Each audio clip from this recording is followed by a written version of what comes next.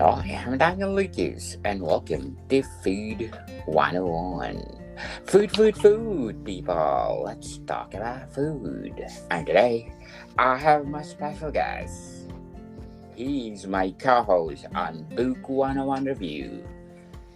He's award winning author. He's the author of several books, no other than Mr. Chris Tetreault-Blay. Hello, hello. Welcome to Food 101, Mr. Chris. Thank you very much. Thank you for allowing me into the another side of your empire, Yes, so we can delve into this. This is going to be good. This is going to be good. Thanks for having me. yes, people listening on my Food 101, I'm introducing you. Chris Tetreault-Blay will be my officially co-host on my Book 101 review. We're gonna talk about, well, lots of things. We are. Yeah, can't wait to get started. Really, and for those who are listening to Book 101 and have been I don't know, probably painfully listening to me talk so much about my own books for the last kind of 5 episodes. It would be it would be really really good to kind of delve into other Yes, things. as I told you here on my third season, the beginning of my third season, I told you that this podcast will be bigger, better, and bolder. Doing that too on Book 101 review. Yeah, we are. Can't wait. So, Can't Mr. wait. Chris, let's talk Mm. about your favorite cuisine. Yeah, yeah. I will say, sort of from the off, I'm quite an easily. I'm not going to say like I'm easily pleased, and I'll eat absolutely everything. But I'm very much the eater in our household. My good wife is definitely the cook. She does some fantastic things. She makes me very envious of what she can come up with on the spot. Um, it's probably a testament to how not very good I am in that she purposely stops me cooking sometimes. Yeah, I think she would prefer that I did my bit really and stayed away. So, but yeah. I don't nail myself down to a particular cuisine or anything, to be fair. But there are a few things in particular that given the option, if I get my pick, say of a Saturday night meal or something, there are a few staples that I do fall back on. I will say. Yes. One of your reviews in your book, Necessary, and they describe your book as deliciously dark. I, So, I do love that. so Mm. if you compare to a dish with deliciously dark, you want to Ooh. compare your book. Okay, right. Again, from the off, I have got a massively sweet tooth, so I'm always someone who's looking. I'll enjoy my mains, but I'm always looking to what's on the dessert menu. To be fair, so deliciously dark immediately makes me think of firstly chocolate. That's my biggest downfall, dark chocolate. Um, Black Forest Gatto, I would say, deliciously dark. That is, it's got the dark flavors in there of the cherries, the chocolate cake, and and it's decadent as well. It's full of good stuff, but it's probably bad for you as well. So let's go with that. Let's go with that. Something you can Yes. enjoy that makes you kind of feel, you know, so good it's bad kind of thing. Let's go with that. Yes, very well said. So, do you have a specific dish that you like cooking it? That I like cooking it. Um, Or dessert that you want to, so I make? say sort of in terms of my own cooking kind of experience, which is a bit more limited, I suppose. The one thing I did try my hand at, and I did successfully do, going back some years now, is I could make a mean cheesecake, a mean chocolate cheesecake. It's probably people listening to this who have got a lot more kind of ability at this kind of thing than I do may think this is quite a simple thing, but that's kind of what I need when I'm cooking. I need it to be simple and easy to follow. But I enjoyed doing that. My mother-in-law um actually constructed it. Was one of the first times I had like a whole recipe kind of constructed in the most simplest form and numbered steps so that I could follow it because she knew I wasn't really adept in the but I enjoyed doing that. Again, it's a sweet thing, getting my hands into melting chocolate and mascarpone and crushing biscuits and stuff, and being able to enjoy it at the end. That's as far as my own kind of my own experience and what I'm allowed to do, I would Yes. say, in the kitchen. Yes. Yeah. So you're good in dessert. I think so. Yeah. I mean, I do often, I'm the only one stopping myself from trying more. I think it's laziness with me because my wife is so good. Yeah. And again, her mum as well is so good in the kitchen that I get a bit spoilt, and I kind of just fall back on what they make for me rather than me kind of trying new things myself. But there's definitely, if I was to get more involved, it would definitely be on the dessert front for sure. So when you're writing your book, is it food is one of your inspiration to write? Food itself, probably not. Hunger, I would say, is a good driver. Maybe I thinking about when I write, or when I was writing my first 3 books, I was writing them on my lunch break at work. So I had my dedicated hour a day, and I would go to my car, so away from the office, and I would sit there with my laptop, and I would have my lunch while I was writing. That probably the only time it's been really that's inspired anything is in Acolyte. There's a character I developed in that story called Thomas Lang, and he is very much based on me, except for the fact that he was a police officer. I think his stage of life in that book was very much where I was. It was in a bit of a mundane job. He wanted more, but he would escape. He would use his lunch breaks to escape and sort of take a break from everything that was getting him down. He would sit in his car, he would fall asleep, he would have his lunch, and that's exactly what I did. Aside from being able to write as the same thing, right at the same time. So, and I actually wrote a scene in there where it was pretty much what I was doing that day. So, having your packed lunch, your simple sandwiches, bag of crisps, chocolate bar, whatever I had going on at the time. I wrote it into that scene just to make it as realistic as I could. But I think when I write, I'm an emotional eater. So if I'm bored, if I'm stressed, when I was writing, if I had a bit of a tough spot and I had a bit of writer's block, I didn't really know what I was doing, I would sit and I would grab something to eat. Yes. It's normally something sweet or something to kind of get my energy levels going again. But yeah, that's probably as far as it's come to inspiring me, probably driving me and giving me the energy to write in a way. Yes. So what's your favorite main course if you go to the restaurant? Okay. Usually order. There's a couple of things that again, given the choice at home, if it's my choice to pick the meal, at the weekend, I either go for enchiladas because my wife does an absolutely mean enchilada, or I'm a very big steak lover. So if I go out, if we actually, those rare occasions where we go out for a meal, Yes. I will most probably have a steak. It's really simple, but it's like I'm very much a meat eater. I don't think there's much meat out there that I haven't tried that I've not liked. So anywhere that I can get, the biggest, juiciest steak I can. I have it blue as well, which surprises a lot of people. Wow. I started going rare because I thought it was impressive. My wife, when we started going out and having these kind of meals, I think she gave me the impression it was quite impressive and quite almost refined to have a rare steak. And I was at a friend's wedding. They had quite a rustic wedding ceremony outside, and they had basically 2 halves of a cow up over a fire. This was the meal, and they were cooking it all through the day, and it smelled amazing. Yes. And I went up to get my portion, and the guy serving said, what do you want? I said, I'll have a bit of everything. And he gave me a big chunk which was blue, and I tell you what, I never tasted anything like it in my life. And so since that, I've been a convert, and I've been like, I'm going to ask for this wherever it's almost like a challenge. I find a restaurant that serves steak blue, because a lot of them over here don't seem to want to do it.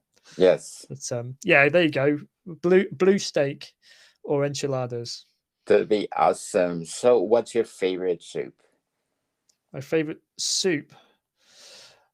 I'm not a soup person at all, to be honest with you. So you go to the starter immediately. Pretty much, yeah. To be honest with you, I have never really gone to many places that that have had that that almost much choice on the courses. To be fair, I've been to weddings and ceremonies like that where it has been on the menu. You start with soup and that, and I don't know, potato and leek, something really quite like winter vegetable based. I do quite like in a soup with big chunky bread and stuff like that. By choice at home, I don't tend to have them. Don't know why. I think it's one of those things. It's almost like a texture thing with me. I need something. I don't know. Being a kind of carnivore that I am, I need something which has some substance to it. I never really sort of got on with soup all that well. But there we go. So if you had something, something wintry this time of year, definitely sort of potato and leek. I think that'd be awesome. So, what is your memorable experience about food? Having a lot of it. I think that's the main thing. Memorable experience. I guess. I mean, the things that I always go back to is when I was growing up. My mum, she worked a lot. When my sister was an age, we were sort of left in the house, together to fend for ourselves. So it was either things we did in the microwave or something that was quick and easy. I almost, that was the first time I had the freedom of having what I want. Actually, no. So go forward a couple of years past that, when I actually had money of my own and I could actually go to places. I was going out to college or to work. I actually had the option of going and buying my own lunch, I suppose, and I could actually go into pubs and have like a pub lunch or something like that. I think they're the fondest memories for me, because it's like suddenly I've not got anyone dictating to me where I've got to go, what I've got to have, and I just sitting down in a place and being given a menu of all this choice, money being the only option. I think my fondest memories, I mean, the good, you ask anyone over here in the UK, and roast dinner, Sunday roast dinner will be high on their list of traditions almost.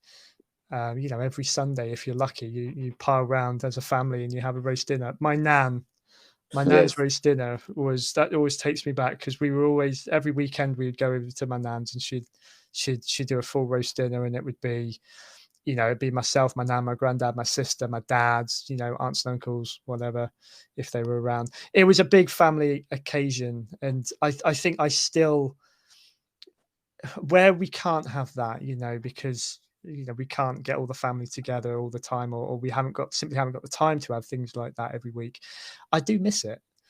I think that was, to me, it wasn't just about the food, it was about the family thing. But yeah, my nan's roast dinner was top notch. It's amazing. Yes, it's tradition.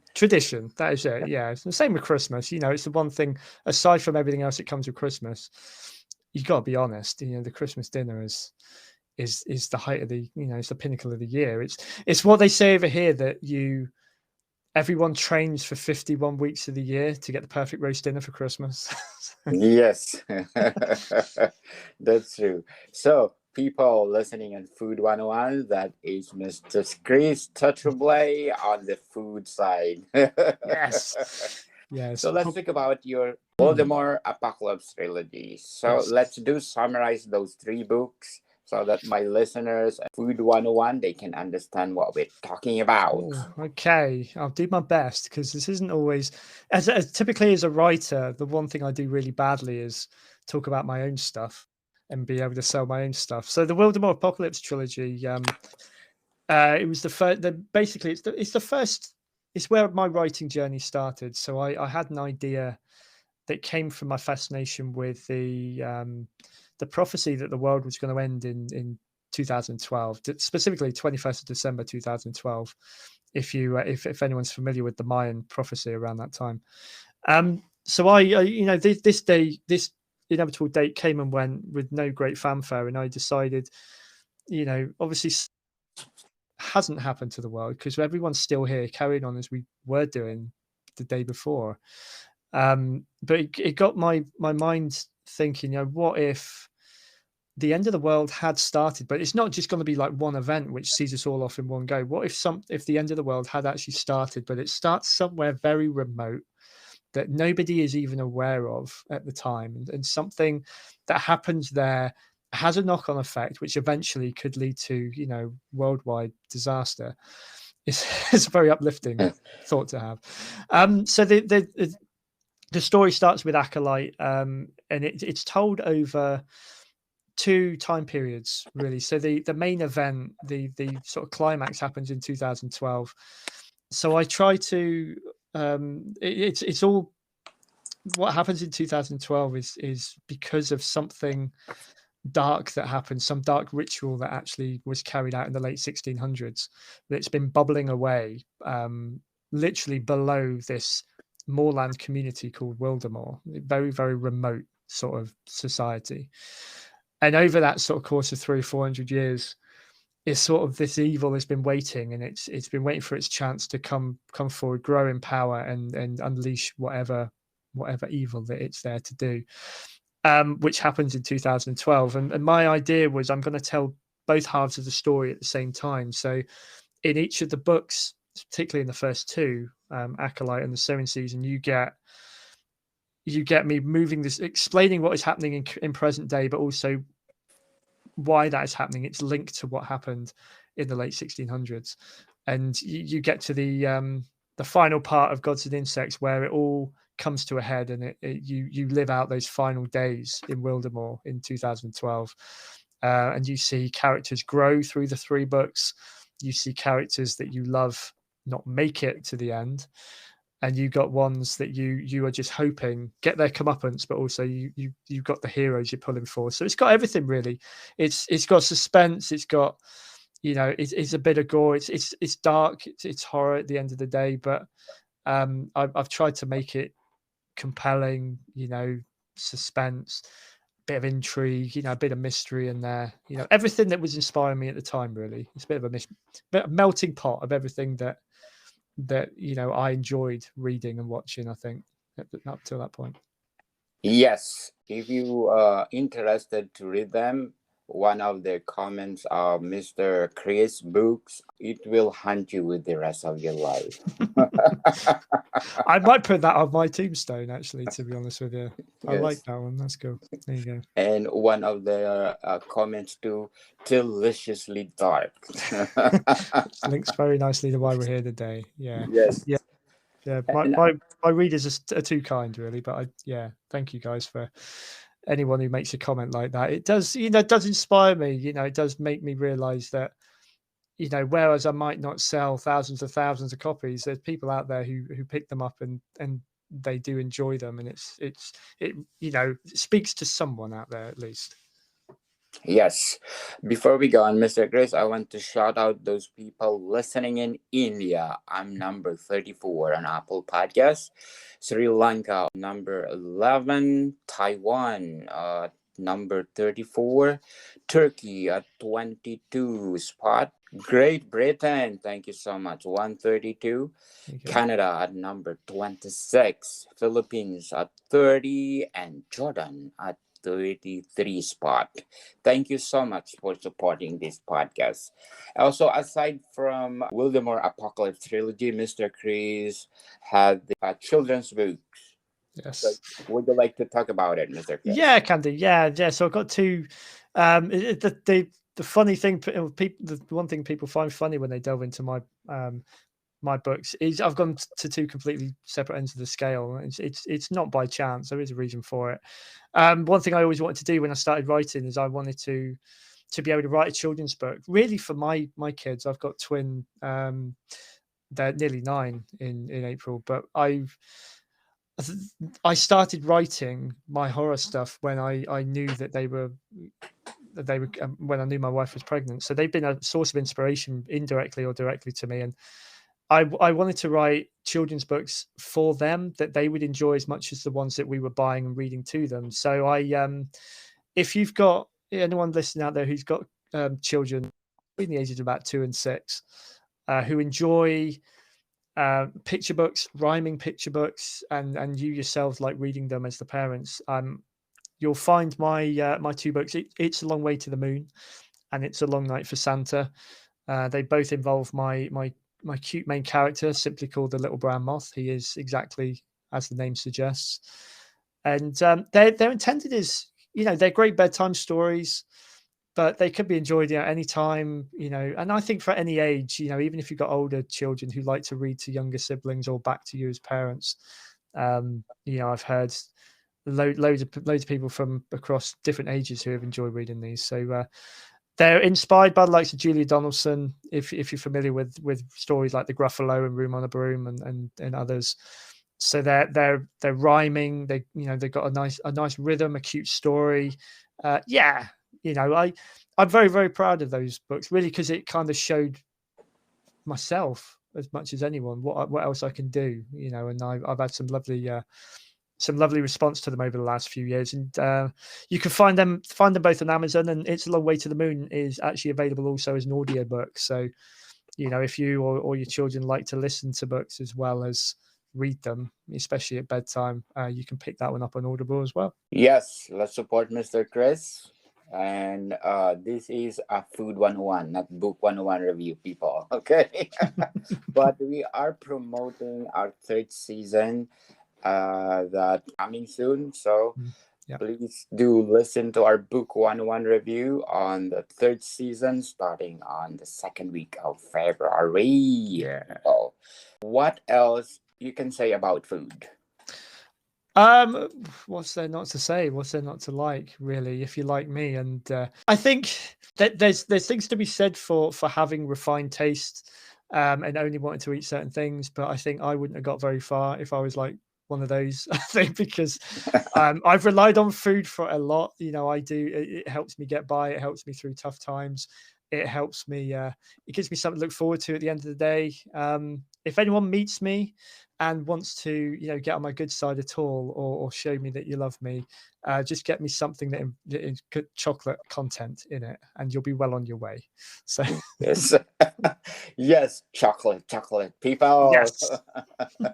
I love chocolate too. So it gives you what do you call this? What chemicals the chocolate gives? Happiness. So that's it. Is it endorphins? I don't know if I've got Yes, my scientific endorphin. terms. Yeah, I think that's right. Yeah, it does. And there's and yes, you have too much of it. Obviously, you can always have too much of it, which is also bad.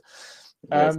But it gives you energy, or gives me energy. It helps me stay awake if I'm hanging on at the end of the night and I'm being kicked because I'm falling asleep too early during a film.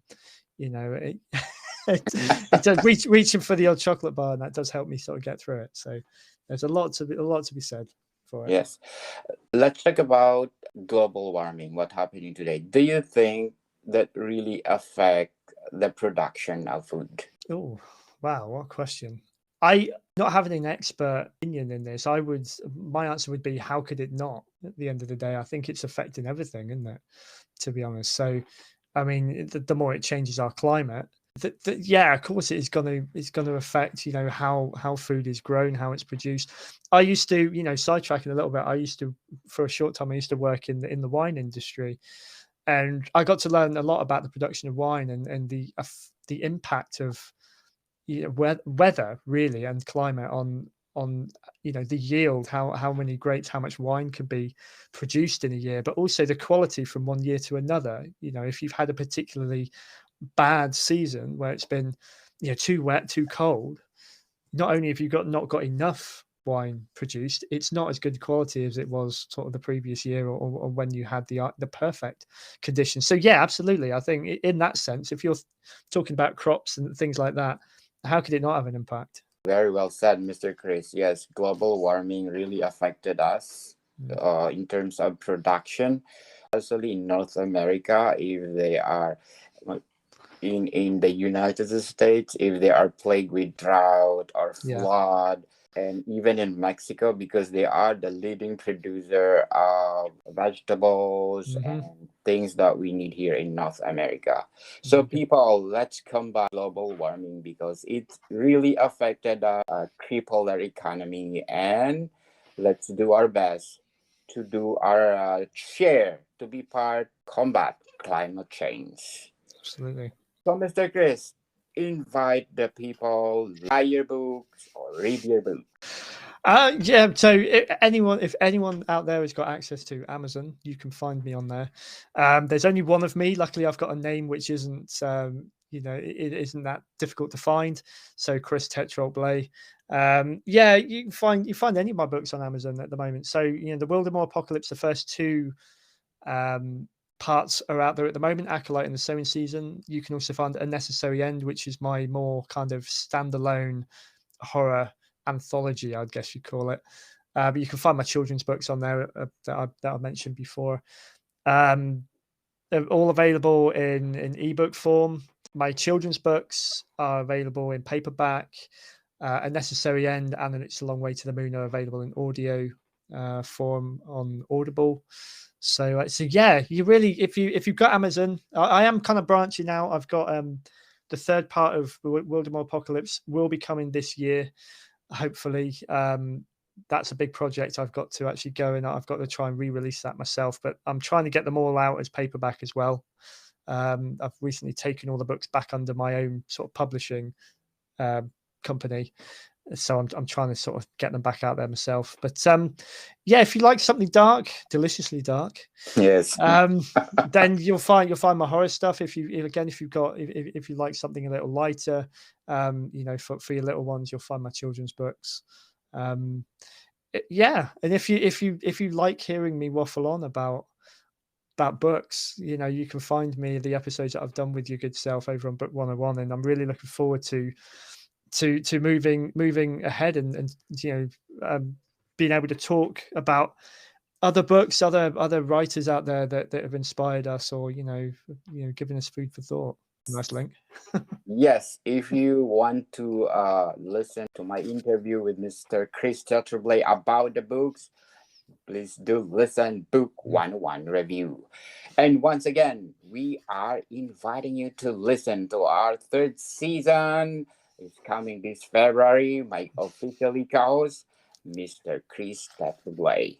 Yeah, cannot wait. And we got a great first episode coming up as well. I won't spill the beans too early, but yeah, we got a good one. Can you say to your experience in Book 101 review? My experience, I mean, it's been fantastic, really. I mean, I discovered you through a mutual friend, Richard Eyre, because I know he had come along and spoken about his books, and I'm a great fan of his and listening to him talk about them. And then I discovered your show, and I thought it's just it's one of those sources of information that is once you tap into it, you can't really you have to stop and listen. And what you've done with the show is fantastic, and I loved being on it.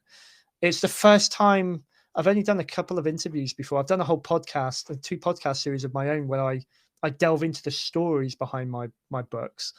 But I've not really ever sat down and talked about them with someone like I did until I spoke to yourself. So it was great for me to reconnect with my own work through that. And thank you for giving me the chance to come on and talk about my work, and thank you so much for giving me the chance to kind of work with you going forward. I'm really honored to be part of it. Yes, that'd be awesome, because Book 101 review is empower writers all over the world like Mr. Chris. Yeah, absolutely. Yes. Thank you, Mr. Chris. Thank you, Daniel, as ever. More to come, people.